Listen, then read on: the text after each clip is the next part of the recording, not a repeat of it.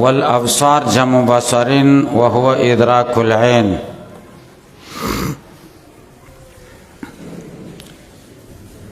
غرض د علامه بیضاوی د عبارت سره بیان د معنا حقیقی او معنا مجازی او معنا مرادی د ابصار او د سمع کوي. د بصر معنا حقیقی صدا، معنا مجازی صدا او معنا مرادی صدا. معنا حقیقی ادراک العین توي،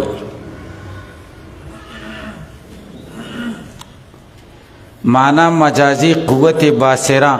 یا قوت سامعہ. معنا مرادی صدا، معنا مرادی سمع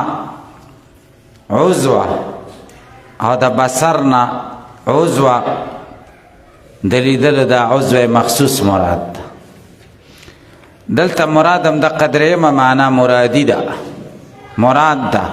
ولی ځکه ختم او تغشیه دا متعلق کیږي د عضو سره، د عضو معنا دلته مراد ده. والابصار جمع بصرین وهو ادراک العین، هغه ادراک د عین ته وایي. وقد یطلق مجازا، کله اطلاق کیږي مجازا په قوت باصره، وعلى العضو او په عضو باندې اطلاق کیږي. وکذا سمع، سمع هم دارنګه ده. ادراک د اذن ته وایي، قوت سامعی ته وایي او عضو ته وایي. ولعل المراد بهما، شاید چې مراد بهما په سمع او بصر سره په آیت کې عضو درېمه معنا، لانه اشد مناسبه للختم والتختیه،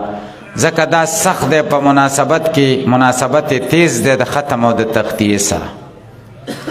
د قلب نه څه مراد دی؟ ما هو محل العلم، هغه ځای ته مراد دی چې هغه د علم محل دی. وقد يطلق ويراد به العقل، او کله کله اطلاق د قلب وشي او مراد ترې عقلي. والمعرفت مرادي، کما قال تعالی لك، الله تعالی وایي ان فی ذلک لذکرا، یقینا بده قرآن کې نصیحت ته لمن کان له قلب، چا کې چې عقل او معرفت، چا ته چې عقل او معرفت حاصل. وانما جاز امالتها، او سوال دی هغه دار چې ابصارهم کې اماله جایز ده، چرا د ابصارهم کش کې خکته تا اماله دی ته وایي. او حال دا دی چې درانه مخکې سواد دی او هغه د حروف مستعلیه ونه دی، او مستعلیه دا معنی دی د اماله نه. ولی ځکه مستعلیه تقاضا د استیلا کوي او اماله تقاضا د تسپل کوي، او دواړو په منځ کې تضاد دی.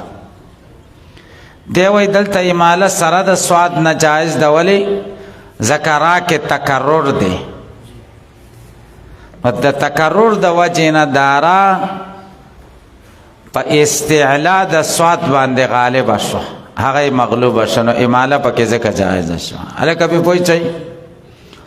وانما جاز امالتها، جایز شو اماله د ابصارهم مع الصاد، سره د صادنا ذکر مکسوره غالب ده په مستعلیه باندې. ولی لما دی وجنا فيها په دی را کې من التکریر، تکریر ده پریزه پوي چي. وغشاوتن، د غشاوتن متعلق بحث دا مرفوع دی رفع په څه بنا د والا ابصارهم غشاوه. سیبوی وی غشاوتن مبتدا د والا ابصارهم خبر مقدم دی، نو رفع بنا بر ابتدا ده. او اخپش سوی، اخپش وی غشاوتن رفع په علا ابصارهم دا ضرب دی کنه، اصل کې دسه دی واستقرت على ابصارهم غشاوتن، غشاوتن پایل شد استقرت تا پار. بس په پوښتنه خدای دا اخپش رایتا ترجیح ور کوي، ولی ځکه مناسبت به د ختمه سره راشي، هغه جمله فعلیه ده، دا هم جمله فعلیه شي. وغشاوتن رفع بالابتداء عند سبوي وبالجار والمجرور، او مفعول ده په مرپو د پجار مجرور سره د اخپش پنس و یؤیدو تایید د اخپش کی عطب په جمله فعلیه وقرئ بالنسب او لستل شوی د په نسب سره یو قرت ده په تقدیر وجعل على ابصارهم غشاوه وجعل على ابصارهم غشاوه او على حسب الجاريه په حسب د جار سره په ایصال د ختم بنفسه په خپل الیه دیتا والمعنى بداسي شي وختم على ابصارهم بغشاوه وختم على ابصارهم غشاوه نو جار د لری کا او حسب او ایصال دی وک ختمه دی ورته بغیر د بانا متعدی کا وقرئ بالضم وبالرفع فزم او رفع سرم لستل شوی ده په سره غشاوتن وبالفتح والنصب ففتح او نصب سرم لستل شوی ده غشاوتن وهما لغتان فيه وغشوتن امر غلط بالكسر مرفوعتن وبالفتح مرفوعتن غشوتن ومنصوبتن مرفوع راغلی د غشوتن او غشوتن منصوب راغلی وعشاوتن په عین غیر معجمه سره راغلی د عشاوتن دې پر د عشانه د مصدر د عشا هغه چاته و چې د شپې سنه ویني نابینا بسترګو د دوی نابینا والے ده الکه دې ځواني پوښي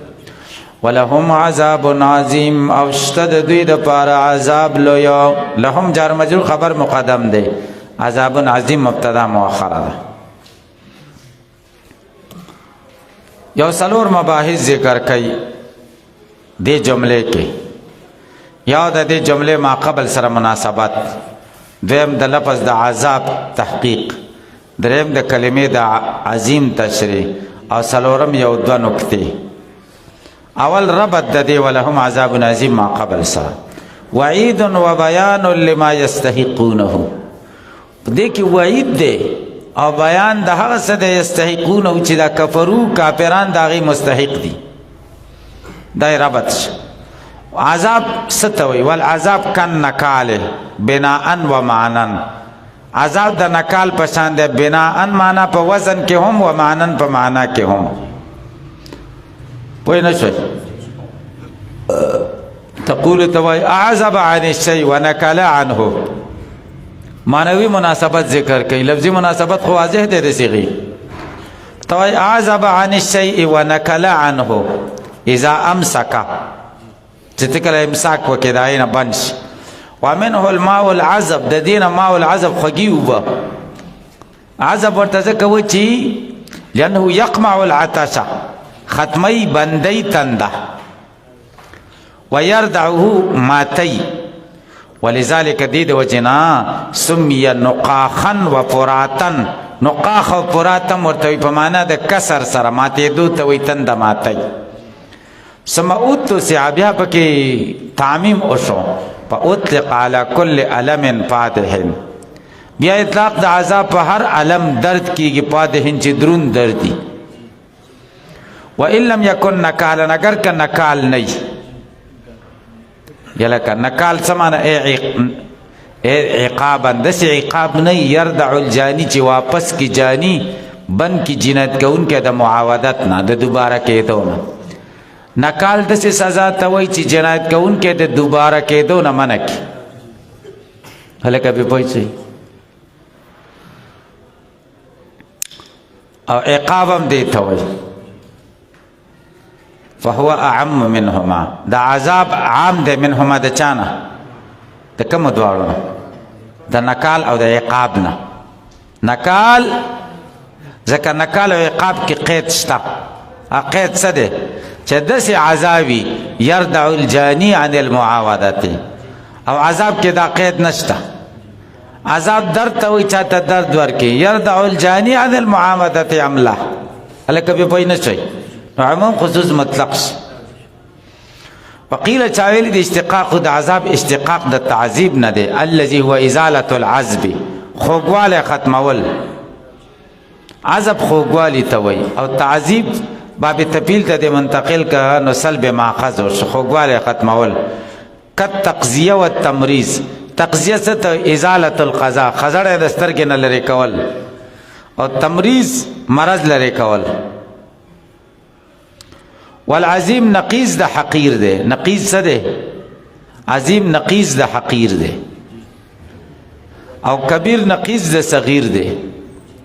عظیم په کم کیپ کې راځي او کبیر دا په کم کې راځي الکه فرق باندې پوه شئ عظیم لوی سړی په اعتبار د کیپ سره کبیر غټ سړی په اعتبار د کم سره غټ خېټه دې چې ور پوه شئ عبد الله دا حضرت عباس رضی الله عنه خدای نبی علیہ السلام تر وکنه او 2 کاله ته مشر چاته تاسو کو چې ته مشر کې نبی علیہ السلام هغه ورته انا اکبر وهو اعظم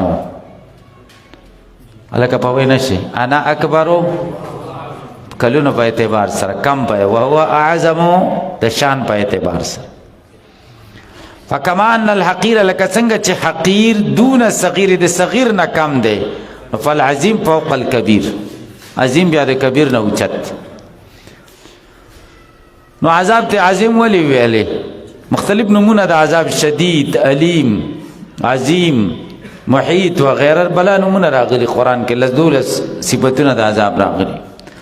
معنی توصیف په دې سره دا چې نو اذا قیسه چکلای نسبت شي بسایر ما جانسو پټول حق چې د دې پسند قصر عنه جميع ټول د دینه کم شي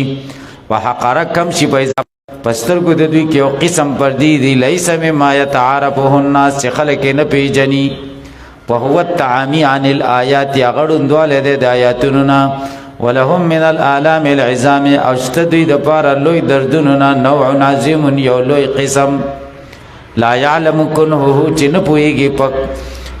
په ذات عقبانه الا الله مگر الله به پويږي بس در شریف الله